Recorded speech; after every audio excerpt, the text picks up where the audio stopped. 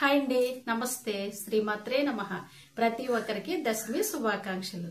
ఈ రోజైతే గనక చక్కగా దశమి మొదటి రోజు అండి. తెల్లవారుజాము లేచి నేనైతే 2:30కే లేచేసాను. లేచి పువ్వులు అవి తెచ్చుకుని మళ్ళీ అన్ని కూడా మాప్ పెట్టుకుని చక్కగా అమ్మవారిని అది డెకరేట్ చేసుకున్నాను. కానీ ఇంకా ఫుల్ డెకరేషన్ అదే పువ్వులతో అది ఇంకా అలంకరించుకోవాలి. తెల్లవారిపోతుంది కదా, తెల్లవారిలోగే మనం వచ్చేసి కలశం అనేది స్థాపించేసుకుందాము. కలశం పెట్టేసుకుందాము అని చెప్పేసి వెలుతురు వచ్చిన తర్వాత పెట్టుకోకూడదు కదా అని నేను కొద్దిగానే అమ్మవారిని అయితే అలంకరించుకున్నాను. మధ్యాహ్నం సాయంత్రం ఇంకా చాలా టైం ఉంది మనకి. అలంకరణ అంటే పువ్వులతోనే కదండి చక్కగా అందంగా డెకరేట్ చేసుకుంటాము. ఇగో ఇప్పుడైతే కనుక అష్టోత్తరాలు ఇవన్నీ చదువుకుందాము అని చెప్పేసి అన్ని సర్దుకున్నాను.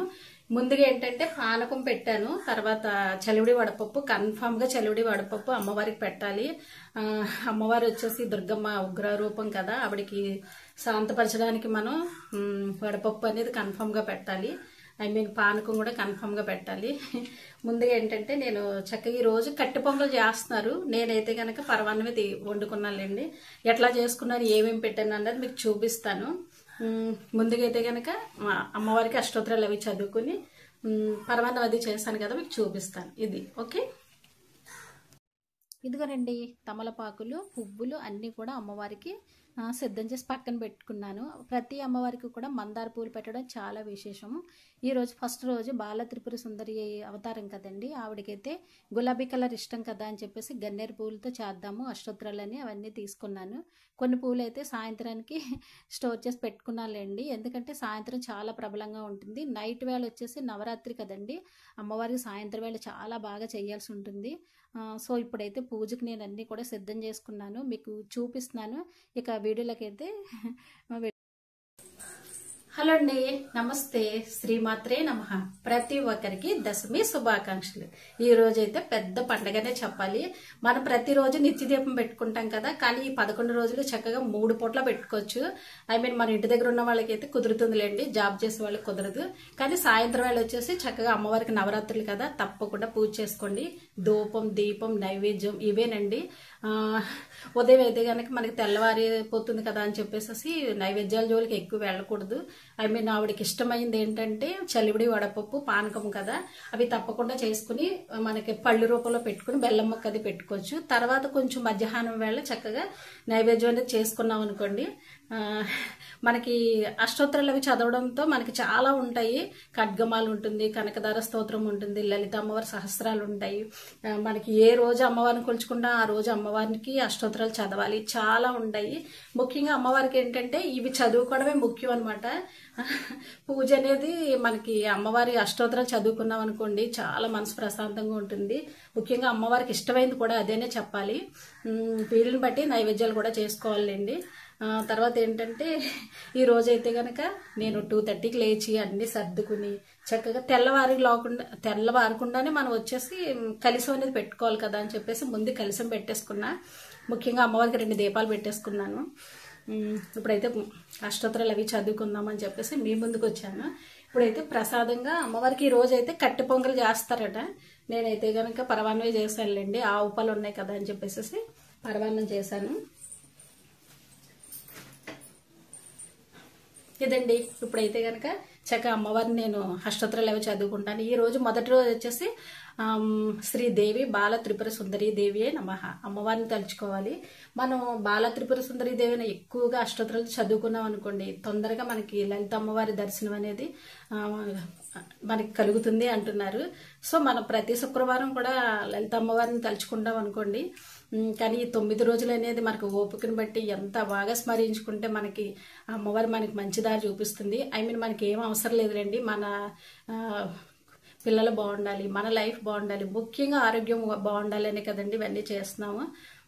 ఇప్పుడైతే కనుక నేను నైవేద్యం పరమాన్నం వండేసి అమ్మవారికి పెట్టేసుకుని అష్టోత్తరాలు అవి చదువుకుంటాను. ఇదండి.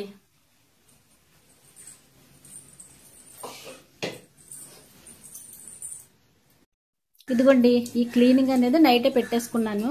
నైట్ వేళ వచ్చేసి మన సామాన్లు అవి తోముకుని గ్యాస్ అది నీట్గా చేసేసుకున్నాం అనుకోండి, ఉదయానికి చాలా పని అయిపోయినట్టు అనిపిస్తుంది. లేచిన వెంటనే చక్కగా బయట అది పాచి చేసుకుని ముగ్గులు అవి పెట్టుకుని మళ్ళీ మనం స్నానం చేసి తులసమ్మకి దీపం పెట్టుకుని చాలా టైం అయిపోతుంది. సో చాలా వరకు ఉదయాన్నే కంటే నైట్ పనులు చేసుకోవాల్సినవి అన్ని ముందు చేసేసుకున్నాం అనుకోండి, ప్రశాంతంగా అనిపిస్తుంది. ఇక వచ్చేసి నేనైతే నైవేద్యంగా పరమాన్నం చేస్తున్నాను. కొంతమంది వచ్చేసి కట్టె పొంగల్ అన్నారు, కానీ కట్టె పొంగల్ మళ్ళీ చేసే టైం ఉంది, ఒక 4 డేస్లో చెయ్యొచ్చు కదా అని చెప్పేసి ముందుగా అయితే పరమాన్నం పెట్టుకున్నాను అనమాట. నేనైతే కనుక చలిమిడి వడపప్పు చేశాను. తర్వాత పానకం చక్కగా యాలక్కాయ మిరియాల పౌడర్ వేసి పానకం కూడా రెడీ చేశాను. ముందుగా ఏంటంటే నైవేద్యంగా బెల్లం కూడా పెట్టుకున్నానులేండి. వాటితో పాటు చక్కగా పరమాన్నం కూడా చేసుకోవచ్చు కదా అని చెప్పేసి దేవుణ్ణి సర్దుకుంటూ పరమాన్నం అనేది చేసుకుంటున్నాను. ఇవేంటంటే ఆవు పాలు కదా, కొంచెం పలచగానే అనిపిస్తాయిలేండి. చిక్కదనం అనేది ఉండదు ఆవు పాలు, కానీ చాలా శ్రేష్టం ఆవు పాలు వచ్చేసి. ఏ అమ్మవారికైనా ఏ వ్రతానికైనా సరే మన ఆవు పాలతో చేయడం అనేది చాలా శుద్ధి అనిపిస్తుంది. ఇట్లా వచ్చి బెల్లం అయితే ముందుగా అయితే అన్నం ఉడికించేసుకున్న తర్వాత బెల్లం యాడ్ చేసేసాను. ఎన్ని పాలు వేసినా సరే చిక్కదనం అనేది రావట్లేదు. అదే గేదె పాలు అనుకోండి చిక్కగా అనిపిస్తాయి. అప్పుడు నైవేద్యానికి అయితే కనుక ఏ నైవేద్యానికైనా మనం కొద్దిగా ఆవు నెయ్యి అనేది వడ్డించుకున్నాం అనుకోండి, శుద్ధి అవుతుంది. తర్వాత మనం కొంచెం గేదె నెయ్యి తర్వాత వేసుకోవచ్చు కదా అని చెప్పేసి కొంచెం ఆవు నెయ్యి అనేది యాడ్ చేశాను అనమాట. ఇట్లా వచ్చేసి బెల్లం సరిపోలేదు కదా అని చెప్పి మళ్ళీ బెల్లం వేశాను. కానీ ఎంత వేసినా చిక్కదనం అనేది రాలేదు, ఎందుకు అనుకుంటే ఆవు పాలు కదా అనిపించింది. సో ఇది ఇలాగా పరమాన్నం అయితే పూర్తి అయిపోయింది. ఏ నైవేద్యానికైనా చక్కగా మనం యాలక్కాయ వేసుకున్నాం అనుకోండి, మంచి ఫ్లేవర్ వస్తుంది.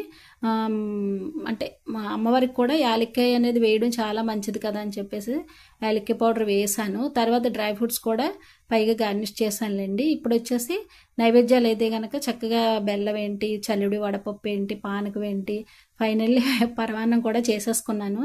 ఇవి చేసుకుంటూనే అమ్మవారిని అయితే అలంకరించుకుంటున్నాను అనమాట. చక్కగా మనకి డ్రై ఫ్రూట్స్ అది యాడ్ చేసి పక్కన పెట్టేసుకున్నానులేండి. ఇప్పుడైతే కనుక అమ్మవారిని చక్కగా నేను తయారైపోయిన తర్వాతనే అమ్మవారిని అయితే చక్కగా రెడీ చేశాను. అమ్మవారిని ఎంత అందంగా తయారు చేస్తాం, మనం కూడా అలా రెడీ అవ్వడం చాలా మంచిది. అమ్మవారు అనుకుంటారట నాలాగే అందంగా తయారైందని చెప్పేసి ఆవిడ చాలా మురిసిపోతుంది అని అంటుంటారు. సో ఈ రోజు అయితే కనుక అమ్మవారికి వచ్చేసి నాకు కొంచెం లేట్ అయిపోతుందని చెప్పేసి అలంకరణ అనేది నైట్ పెట్టుకుందాంలే అనేసి కొద్దిగానే అవసరమైనంత వరకు మాత్రమే చేశానులేండి. ఇట్లా వచ్చి మీకు ఈ అవుట్ఫిట్ ఎందుకు చూపిస్తున్నానంటే, ఈరోజు బాలా త్రిపుర సుందరి దేవికి గులాబీ కలర్ ఇష్టం కదా అని చెప్పేసి ఈ చీర కట్టుకున్నానులేండి. యాక్చువల్లీ ఏంటంటే కొంచెం లైట్ కలర్ ఉండాలి, లేత గులాబీ కలర్ ఉండాలి, కానీ పట్టు చీరల్లో నాకు ఈ కలరే తప్ప లైట్ కలర్ ఇంక లేదులేండి, అందుకని చెప్పేసి ఇదే కట్టుకున్నాను. యాక్చువల్లీ అయితే కొంచెం లైట్ కలర్ ఉండాలి. అమ్మవారికి వచ్చేసి నేను జాకెట్ ముక్క గులాబీ కలరే పెట్టానులేండి తాంబూలం కింద. ఇప్పుడు వచ్చి పువ్వులు ఏంటి అన్నీ కూడా అక్కడ ప్రతిదీ కూడా అక్కడ సర్దేసుకున్నాం అనుకోండి, లేచే అవసరం ఉండదు. మనకి ఏదైనా కావాలని ఇచ్చేవాళ్ళు కూడా లేరు, పిల్లలది ఉంటే ఇస్తారు కానీ మనకి అందుబాటులో ఎవరు లేరు కదా అని చెప్పేసి ఇంకా కొద్దిగా పాలు ఉంటే కనుక అవి సాయంత్రానికి పక్కన పెట్టుకున్నాలేండి. ఆవు పాలు దొరకడం అనేది చాలా కష్టమైపోతుంది. ఇలాంటి ఈ నవరాత్రులు అన్ని రోజులు ఆవు పాలు అనేది దొరకడం చాలా కష్టమని చెప్పాలి. ఇట్లా వచ్చి పూజ అయితే చేసేసుకుందామని చెప్పేసి కూర్చున్నానులేండి. అన్నీ అక్కడే పెట్టేసుకున్నాను. సాయంత్రం వేళ అయితే చాలా ఉంటుంది, ప్రబలంగా ఉంటుందన్నమాట. ఇప్పుడైతే కనుక మనం కొన్ని బాల త్రిపుర సుందరి అష్టోత్తరాలు ఏంటి, అమ్మవారు మనం లలిత అమ్మవారి అష్టోత్తరాలు ఇవన్నీ కూడా చదువుకుని చక్కగా ముందుగా వచ్చేసి వినాయకుడికి అయితే కనుక శుచితో తల మీద నీళ్లు చల్లుకుని చక్కగా మనం ప్రార్థన చేసుకుని తర్వాత ఆచమనం చేసుకుని చక్కగా షోడోపచార పూజ అనేది వినాయకుడు చేసుకోవాలి ఈ రోజు అయితే. అంటే మనం ఈ నవరాత్రులు మొదలు పెట్టుకుని పేటకం వేసుకున్నాం కదండి, ఏ విఘ్నాలు లేకుండా అన్ని ముందుకు నడిపించు తండ్రి.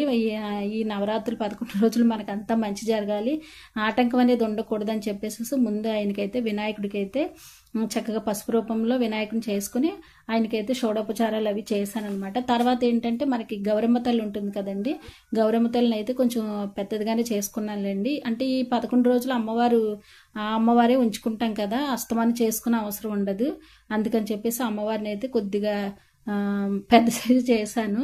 చక్కగా అష్టోత్తరాలు ఏంటి ఇవన్నీ చదువుకుంటున్నాను అనమాట. ముందుగా వచ్చేసి ఆవు పాలు కూడా నైవేద్యంగా పెట్టాను. తర్వాత ఏంటంటే మంచినీళ్ళు, చలిడి వడపప్పు ఇవన్నీ రోజు మ్యాక్సిమం చాలా వరకు బాగానే చేశానులేండి. చక్కగా అష్టోత్తరాలు అవి అలా చదువుకుంటున్నాను అనమాట. మనకి లక్ష్మీ అష్టోత్తరాలు చదువుకోవచ్చు.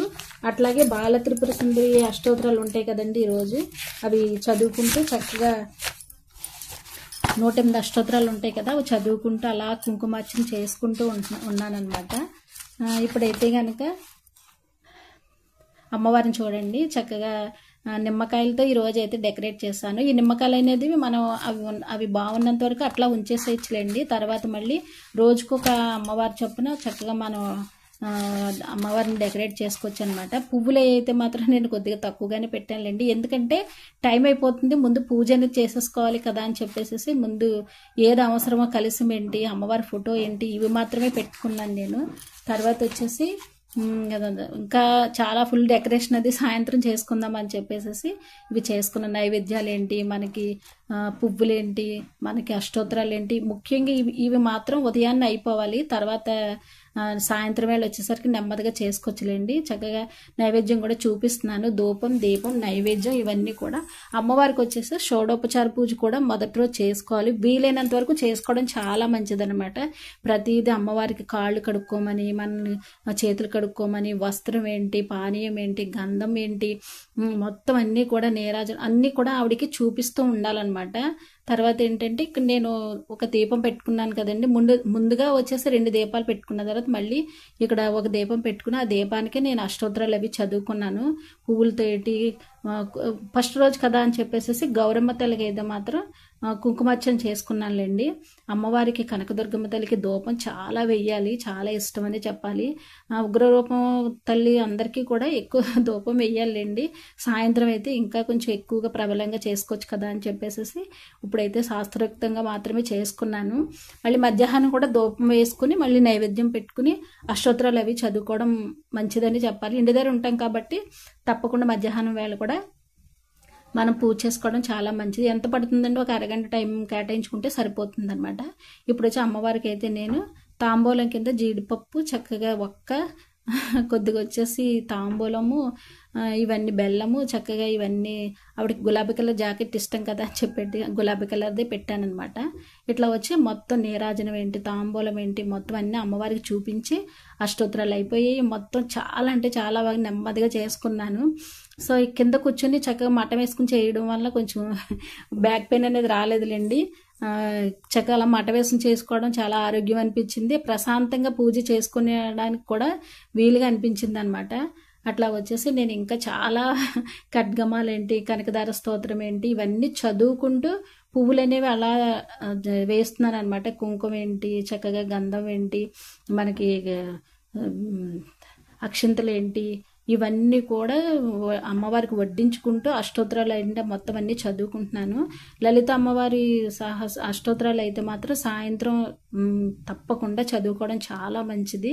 మనకి బాల త్రిపుర సుందరి దేవిని ఎక్కువగా పూజిస్తే మనకి లలిత అమ్మవారి అనుగ్రహం ఉంటుంది అని అంటున్నారు కదా. సో చాలా మంచిదని చెప్పాలి.